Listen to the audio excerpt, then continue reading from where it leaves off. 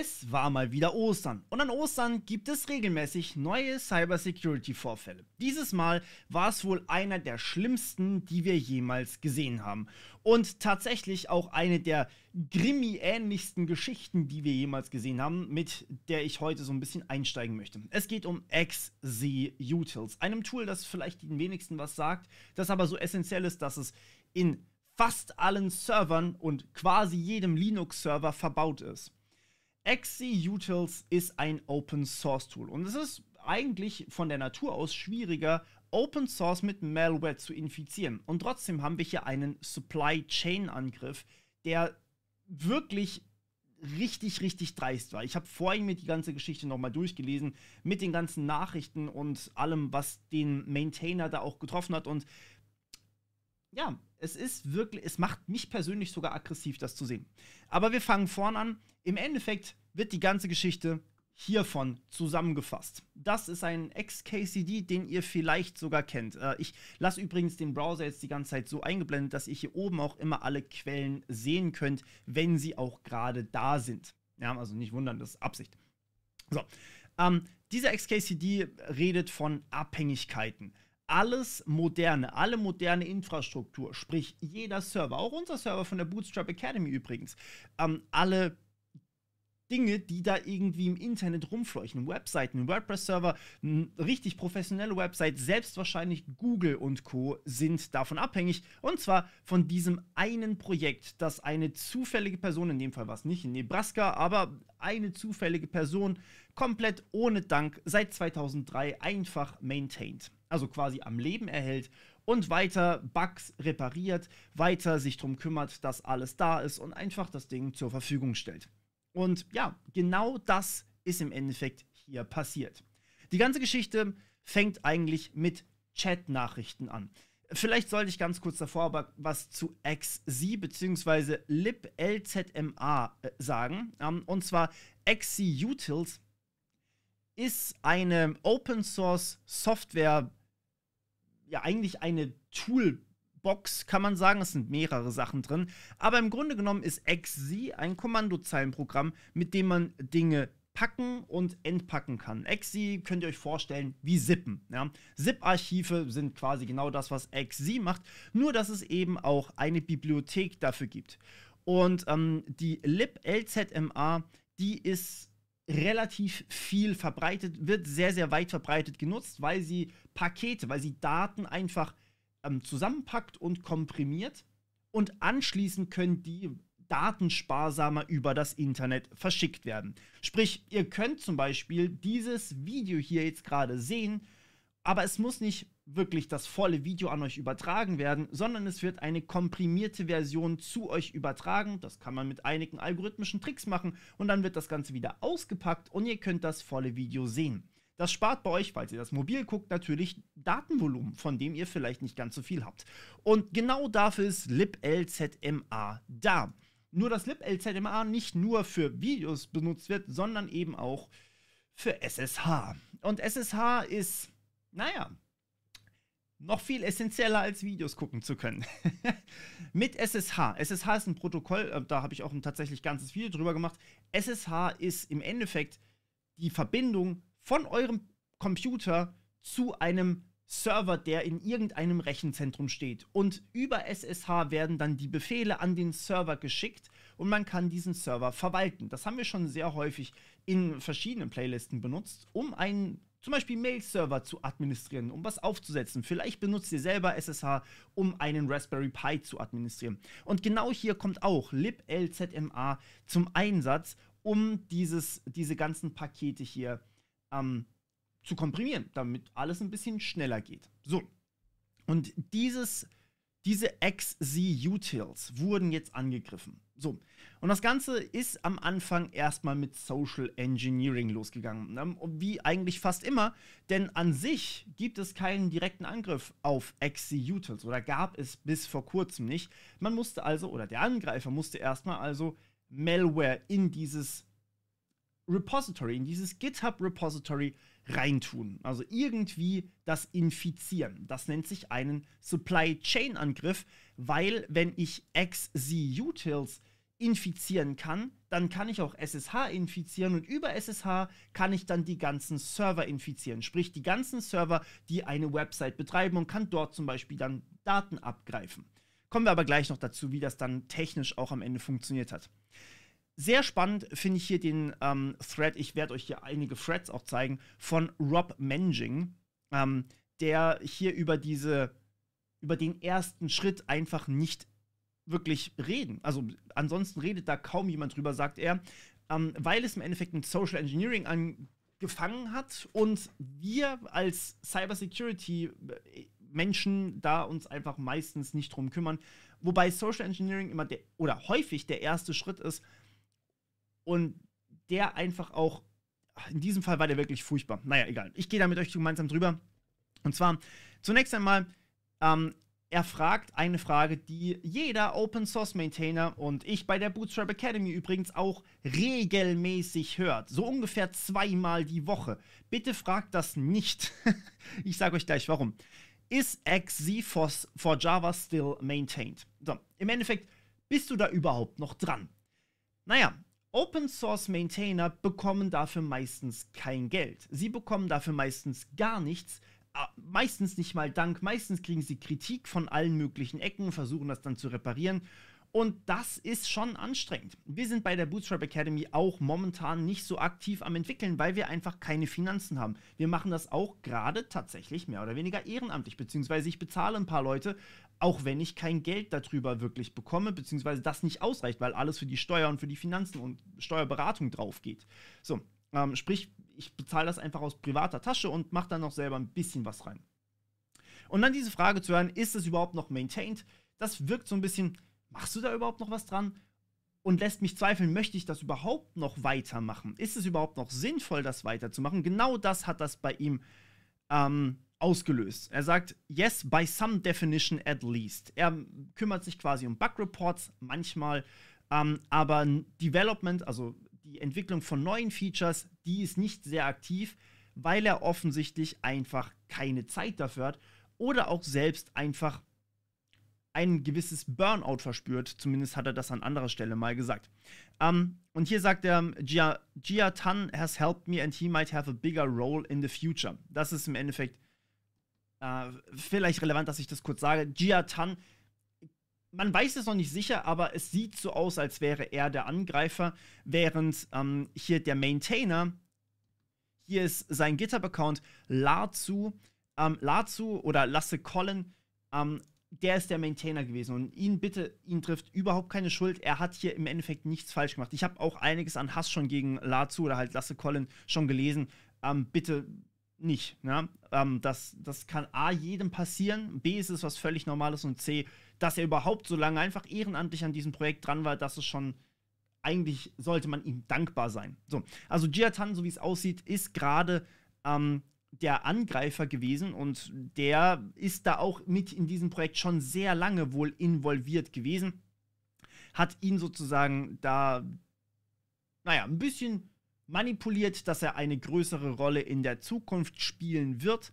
Und hier sehen wir dann auch sowas wie, der Maintainer hat die Lust an dem Projekt verloren oder auch das Interesse an dem Projekt verloren. Und das wäre ja so schade dafür. Das haben wir auch schon häufiger in der Open-Source-Community gesehen. Dieses Pressure machen, dieser Druck, der da entsteht für den Maintainer, da hat man gar keinen Bock mehr drauf. Man wird dafür nicht bezahlt, man kriegt nicht mal Danke und dann kommt so jemand und sagt einfach, yo, der hat eh keinen Bock mehr auf das Projekt, gib das Ding jetzt endlich ab, damit wir neue Features bekommen. So, das, ich glaube, da würden wahrscheinlich die meisten von euch sagen, ja, neben meinem Vollzeitjob, wie soll ich das auch einfach noch machen? Ich habe vielleicht auch eine Familie, ich muss vielleicht auch irgendwie mein Geld verdienen. So, warum sollte ich das überhaupt tun? Und dann kommt natürlich genau diese Aussage hier, die dann nochmal so ein bisschen einen Stich reinsetzt. Und genau, hier wird jetzt tatsächlich aus diesem Archiv vermutet, dass diese Nachrichten sogar von diesem zweiten, nicht ganz so wichtigen Maintainer, Jia Tan, dass die mit einem alternativen Account geschrieben wurden, um noch mehr Druck auf Lasse Colin auszuüben, damit Jia Tan noch mehr von den ganzen Rechten bekommt, damit er im Endeffekt noch mehr Rechte an dem Repository selbst hat. So. Und hier sehen wir dann einige Verteidigungen natürlich vom Maintainer, was absolut normal ist. Ich meine, das löst in mir schon Wut aus, ja. Und der Maintainer selber verteidigt sich natürlich dann auch. Er hat nicht sein Interesse verloren, sondern er muss sich um seine Familie auch mal kümmern. Und er hat, und das ist ganz, ganz gefährlich zu sagen, ist mir auch so gegangen übrigens, ich habe ja auch darüber gesprochen, er hat Mental Health Issues. Und sowas wird dann immer ganz gerne ausgenutzt.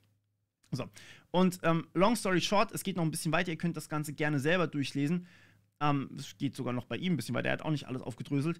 Aber im Grunde genommen hat dann dieser alternative Account, also dieser, wo war der Giga Kuma, der eventuell ein alternativer Account von Jia Tan ist, oder vermutlich vielleicht sogar ist, hat ihn dann sozusagen dazu gepressured und noch mehr Druck ausgeübt, sodass er Jia Tan noch mehr Rechte übertragen hat, dass der Jia Tan sich quasi eigenständiger um das Projekt kümmern kann. Auch wenn es, ich erinnere noch mal ganz kurz daran, so wichtig ist, dass wenn das wegfällt, dann bricht alles zusammen. So. Und ja, hier gibt es eine sehr schöne Grafik, was da alles passiert ist und wie lange das auch gedauert hat, bis dieser Angriff dann tatsächlich da war oder auch gekommen ist. Und ich zeige euch das mal jetzt in groß. Wir gehen da nämlich durch. Das war der erste Schritt, den wir hier besprochen haben. 2021 hat der User Jia Tan schon seinen Account erstellt und er hat 2022 im Juni hat er schon seinen ersten Commit in das Repository reingetan. Anschließend hat er immer mehr Funktionen übernommen. Wir sehen das hier auch ein bisschen. Er hat zum Beispiel ein PR aufgemacht, eine Fassbibliothek und so weiter. Er hat eine Datei in GitHub reingegeben, die ein bisschen, in Git Ignore reingegeben, die später dann im Paket drinnen landet und die dann am Ende bösartig war. Gehen wir gleich noch drauf. Aber diese Datei ist jetzt auch nicht gerade neu. Ja? Diese Datei wurde auch schon im Februar hochgeladen, die an sich bösartig ist und die einfach nur ins Git Ignore reingeschrieben wurde. Und da wurde schon, also im Endeffekt ist es schon von sehr langer Hand geplant. Das ist das, was ich euch sagen möchte. So, und am 9.3. Wurde dann diese Malware in einer extrem obfuskierten Art und Weise in den Binaries gefunden, in 2 Testdateien gefunden, XZ und LZMA. Und das ist sehr, sehr spannend, weil wir diese Dateien zwar sehen können, wenn man den finalen Release runterlädt von XZ oder von XZ-Utils, also hier die Version 5.6.0 und Version 5.6.1, aber im Code sieht man rein gar nichts. Im Code, naja, es ist in Git Ignore drin. Git Ignore bedeutet, alles, was da drin steht an Dateinamen, das wird nicht mit auf das Git Repository gepackt. Sprich, das sehen wir nicht online und dementsprechend sieht man da auch relativ wenig. Und diese obfuscated Binary Backdoor, die ist so stark verschleiert, also so stark unkenntlich gemacht, dass man sie eigentlich kaum noch entdecken kann. Also per Nicht-Zufall sozusagen. So, und dieses Paket ist damit infiziert gewesen. So, und das war jetzt sehr, sehr spannend, was genau hier passiert ist. Ist nämlich das Folgende. Ich zeige euch das mal. Das M4-Makro, übrigens, also nochmal ganz kurz, die Grafik ist großartig und ich will nochmal ganz kurz den Autor hier hervorheben. Frogger bzw. Thomas Roger. Einmal nur kurz, dass ihr die Quelle habt, ne, weil ich hier so ranzoomen muss und ich muss das in einem neuen Tab öffnen, ansonsten kann ich es euch gar nicht so groß zeigen. Aber die Grafik ist großartig. Also der hat ein komplettes Write-up da draus gemacht. So, also im Endeffekt diese M4 Build-to-Host-Datei, ja, die in Git Ignore drin stand, sprich die wir nicht sehen können online, die ist aber in der fertigen, ausführbaren Datei von XZ-Utils ist die drin. Und dadurch, dass die da drin ist, kann die auch ausgeführt werden, auch wenn sie nicht auf GitHub ist. Sprich, das Makro wird automatisch ausgeführt, das M4 ist ein Makro, wird automatisch ausgeführt während des Build-Prozesses. Das heißt, wenn die Anwendung gebaut wird, das sehen wir hier, und wird dann auch, oder der bösartige Code wird dann auch ausgeführt. Und dann gehen wir hier rüber, tada, zack. So, und genau das ist jetzt eben hier in diesem Corrupt LZMA2 .xz drin. Und wenn man die dann in eine Uncorrupted-Version übersetzen möchte, also quasi reparieren möchte, dann muss man dazu, also ganz kurz auch noch hierzu, diese Versionen sind so nicht in dem tatsächlichen Umlauf gewesen, die waren nur in Unstable-Versionen von Debian, Fedora etc. drin, sollten aber übernommen werden in das normale Repository und deswegen kommen wir gleich noch drauf, wie das Ganze gefunden wurde, weil es halt wirklich, wirklich einfach nur Zufall und Glück war. Da kommen wir aber gleich noch dazu. So, diese Corrupt-Datei wurde dann quasi repariert, in Anführungsstrichen, in diese Uncorrupted-Datei, die einfach nur die Obfuscation und die Encryption von der eigentlichen Malware entfernt hat, sozusagen. Und anschließend, tada, wobei noch nicht tada, danach wurde hier die Uncorrupted benutzt, um dann nochmal die normale Version sozusagen zu übersetzen und dort den Virus oder die Malware einfach loszuwerden. Es war ja kein Virus in dem Sinne, es war, glaube ich, ich würde es eher als Backdoor beschreiben. Genau. Und dort das Ganze nochmal reinzubringen. Also im Endeffekt aus den beiden Dateien hier aus Bad3 Corrupt LZMA und dann auch Good Large Compressed wurde dann am Ende eine große Datei, die dann auch wirklich die Backdoor ausführen konnte. Also hier hat man dann auch einfach noch mehr die Obfuscation entfernt, also sprich die gewissen Bytes entfernt. Anschließend, man weiß auch übrigens noch nicht komplett, was die ganzen einzelnen Funktionen in der Malware oder in der Backdoor eigentlich tun, weil man da immer noch am Reverse Engineering ist. Das dauert halt ein bisschen, ne? Genau. Und anschließend wurde das alles in 1 übersetzt und man hat seine eigene Bash-Datei, die dann tatsächlich die Backdoor enthält und die dann auch wirklich ausgeführt wurde. Sprich, hier wurde dann die Good Large Compressed extrahiert und entschlüsselt. Anschließend wurde hier nochmal manipuliert und das Ganze wurde decrypted, also entschlüsselt. Und diese fertige Backdoor, die wurde dann eingefügt und die ist jetzt dann auch eben einfach in dem System drin. Sprich, jedes Mal wird eine Backdoor ausgeführt, sobald man, ja, in dem Fall SSH quasi verwendet. Ich zeige euch gleich noch genau, wie das mit SSH dann auch funktioniert. Genau, und damit haben wir im Endeffekt eine Backdoor, die aber so nicht wirklich gesehen wird, weil sie so stark verschlüsselt und obfuscated ist und nicht mal auf GitHub hat man irgendwas gesehen, weil ja hier dieses Build-to-Host gar nicht dabei war. Das war ja einfach nicht da. Das ist einfach im Git-Ignore drin, sprich, wir wissen nicht, wie Build-to-Host.m4 wirklich aussieht und wir mussten theoretisch erstmal entschlüsseln und entpacken und was weiß ich was alles und entobfuskieren, was überhaupt die Backdoor enthält. Weil die war ja hier drin versteckt und nicht auf GitHub, so dass sie halt eigentlich nicht automatisiert gefunden werden kann. Mehrfach entschlüsselt, mehrfach entpackt, bla bla bla. Und anschließend schreibt sie sich erst auf das System. So. Und das ist wirklich ein Level an, ja, Dedication kann man schon fast sagen. Ein gewisses Maß an Entschlossenheit, diese Malware auch wirklich auf die Systeme zu bringen. So, was man hier jetzt leider noch nicht gesehen hat, ist, wie das Ding dann am Ende wirklich aussieht und natürlich, wie es gefunden ist. Die zwei Sachen habe ich gleich noch für euch. Ich hatte ja vorhin schon ganz kurz was über SSH quasi gesagt, ne? Mal wieder eine good old Präsentation von mir. Und hier ist einfach ein ganz normaler Laptop, mit dem man einen Server irgendwo administriert. Völlig egal. Das passiert täglich mehrfach. Ja? Das ist super, super normal und super hilfreich auch natürlich. Ohne könnte man das gar nicht machen.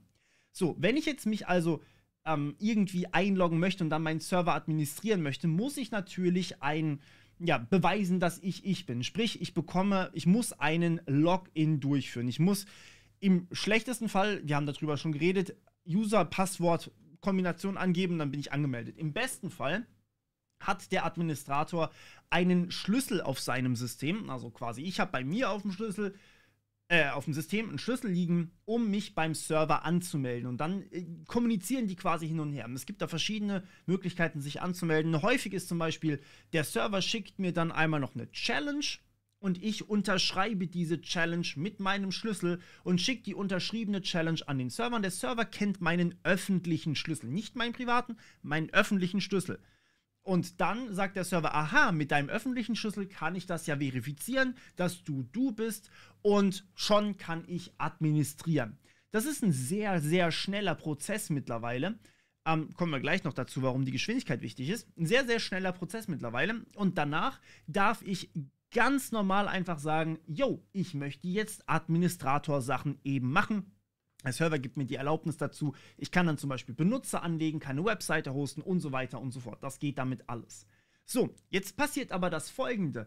Wenn ich diese Malware, diese Backdoor bei mir auf dem System habe, also die infizierte Version von XZ-Utils bei mir auf dem System habe und mich mit SSH ganz normal einlogge in meinen Server, dann macht die Malware einfach gar nichts. Die Malware guckt einmal ganz kurz rein, was da passiert, und dann sagt sie, nee, okay, es ist nicht relevant für mich, mach mal ganz normal dein SSH-Ding.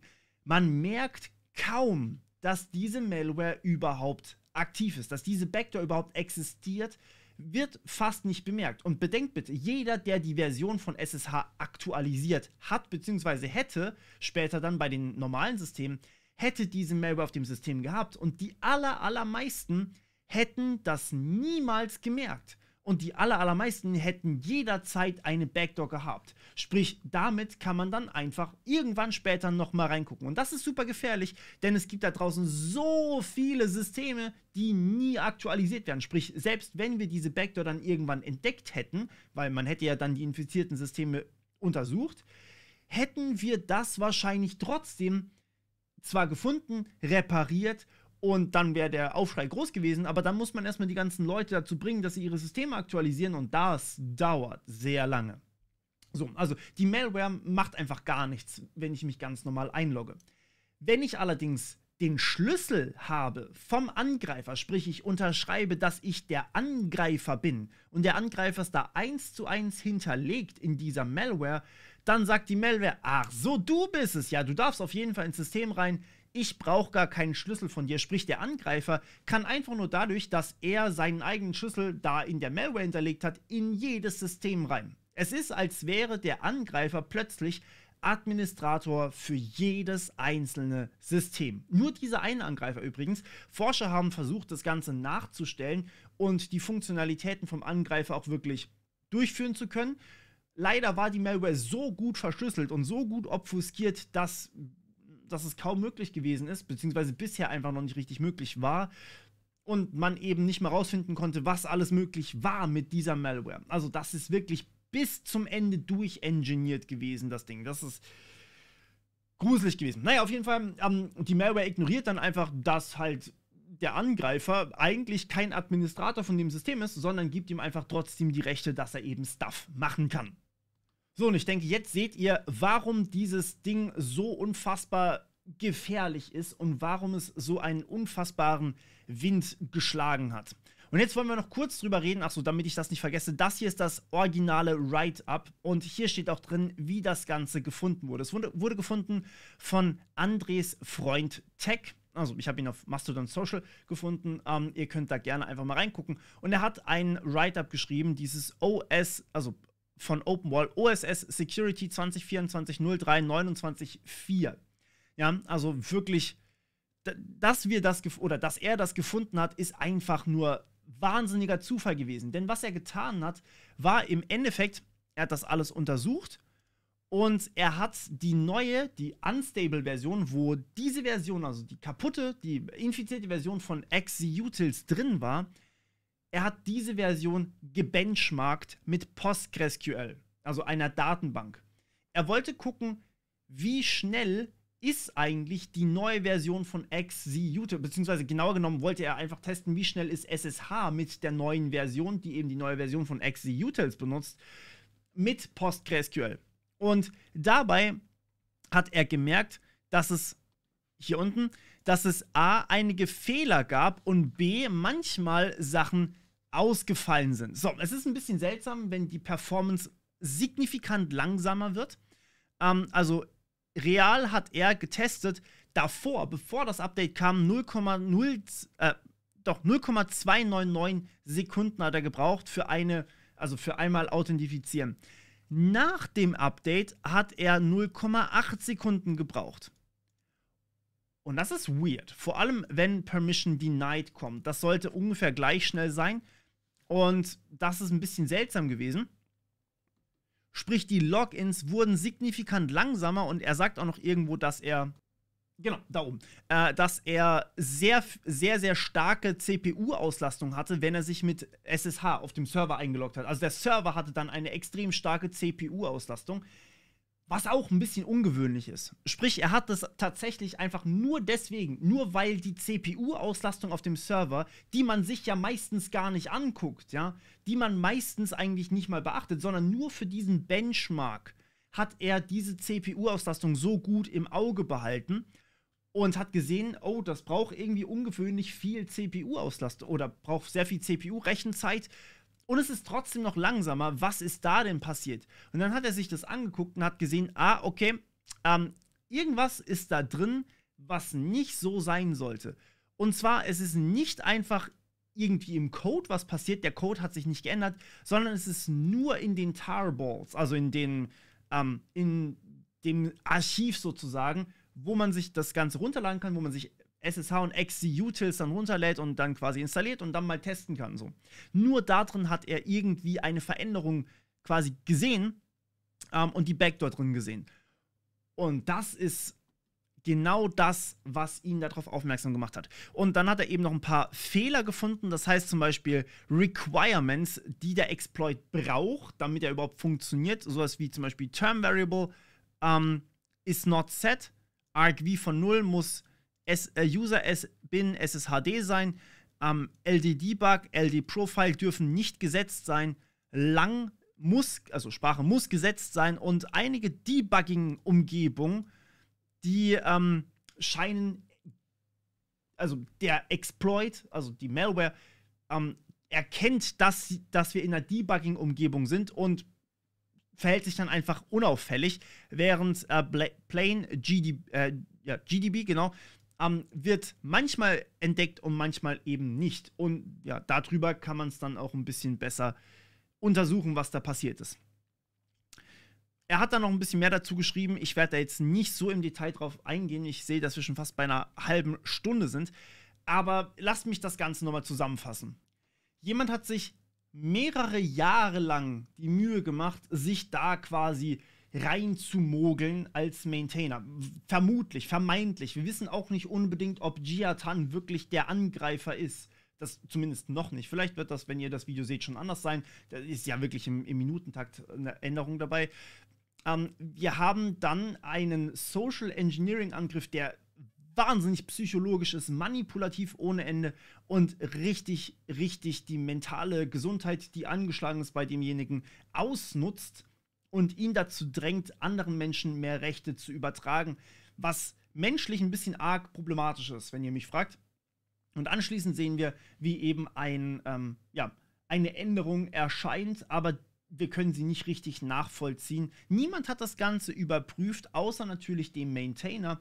Und darauf basierend hätte grundsätzlich alles in Flammen aufgehen können und wir hätten damit wahrscheinlich ziemlich viel Schaden bekommen können, beziehungsweise sehr viel hätte mitgelesen werden können. Man hätte natürlich einfach dann jeden Server eigentlich neu aufsetzen müssen. Diese Schwachstelle ist auf jeden Fall absolut furchtbar gewesen und zeigt aber genau wieder, wie relevant diese Grafik nach wie vor ist und wahrscheinlich auch noch eine ganze Weile sein wird. Open Source ist extrem wichtig und Open Source Maintainer bekommen einfach viel zu wenig Liebe und vor allem viel zu wenig Unterstützung von auch großen Firmen, damit das alles problemlos vonstatten gehen kann. Wenn ihr Open Source Maintainer seid, erstmal danke an euch, dass ihr das Ganze macht. Unsere ganze Industrie ist wahrscheinlich zumindest in Teilen von euren Projekten abhängig und ich würde mir da eine Änderung wünschen. Ich kann nicht genau sagen, welche das sein sollte. Ich sehe viele Änderungen auf uns zukommen, aber da muss sich einfach was ändern. Ich verlinke euch in der Endkarte dann auch mein Video zum Thema Open Source an sich. Ich hatte da schon mal ein großes Video dazu gemacht, was auch diese Thematik übrigens streift. Und ja, ich hoffe, dass ihr nicht auf diese Version aktualisiert habt. Quellen sind in der Beschreibung. Wir hören uns beim nächsten Mal. Bis dann. Ciao.